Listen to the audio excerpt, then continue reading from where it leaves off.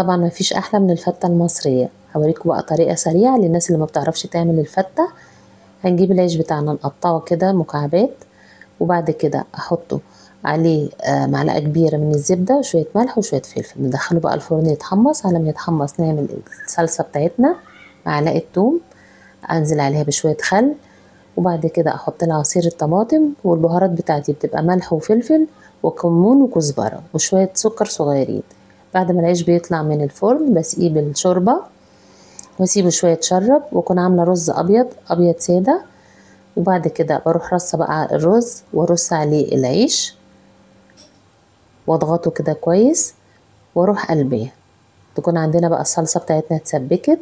نبتدي بقى نرص الصلصة بالشكل اللي انتوا عايزينه على الرز ده. كده طبق الفتة بتاعنا، ونحط طبعا اللحمة المتحمرة بقى فوقيه، واحلى طبق ممكن تاكلوه. الف هنا.